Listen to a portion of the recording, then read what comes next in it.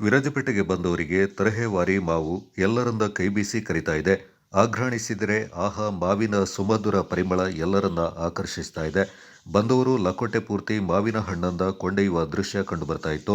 ಇದು Rotary club Virajpet ಮತ್ತು ಕೊಡಗು ಜಿಲ್ಲಾ ಹಾಪ್ಕಾಮ್ಸ್ ನಿಯಮಿತ ಮಡಿಕೇರಿ ಇವರ ಜಂಟಿ ಆಶ್ರಯದಲ್ಲಿ ನಗರದ ತಾಲೂಕು ಮೈದಾನದ ಆವರಣದಲ್ಲಿ 3 ದಿನಗಳ ಕಾಲ ನಡೆಯುವ ಮಾವು ಮೇಳದಲ್ಲಿ ಕಂಡುಬಂದ ದೃಶ್ಯ. ಈ ಮಾವು ಮೇಳದಲ್ಲಿ ನೈಸರ್ಗಿಕವಾಗಿ ಹಣ್ಣಾಗಿಸಿರುವ ಹಣ್ಣು ಮಾತ್ರ ಮಾರಾಟವಾಗ್ತಾ ಇದೆ.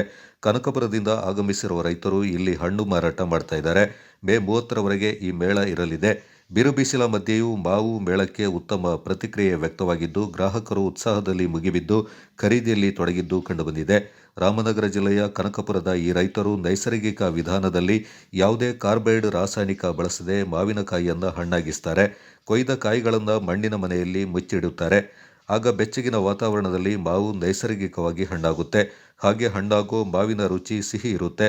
ಅಲ್ಲದೆ ಬಣ್ಣ ಸಹಜವಾಗಿ ಕಾಣುತ್ತೆ. ಹಣ್ಣುಗಳ ಬಣ್ಣ ಬೇರೆ ಬೇರೆ ರೀತಿ ಇರುತ್ತೆ ಎಂದು ರೈತರು ಮಾಹಿತಿಯನ್ನು ನೀಡಿದರು.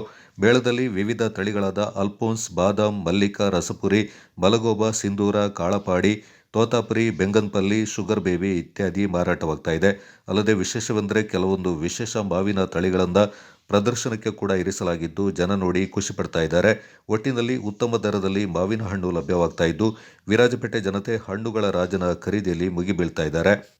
ವಿಧಾನ ಪರಿಷತ್ನ ಸದಸ್ಯರಾದ ಮಂಡ್ಯಪಂಡ ಸುಜಾ ಕುಶಾಲಪ್ಪ, ಜಿಲ್ಲಾ ಹಾಪ್ಕಾಮ್ಸ್ ಅಧ್ಯಕ್ಷ ರಮೇಶ್ ಚಂಗಪ್ಪ ಮತ್ತಿತರ ಪ್ರಮುಖರು ಈ ಸಂದರ್ಭ ಪಾಲ್ಗೊಂಡಿದ್ದರು.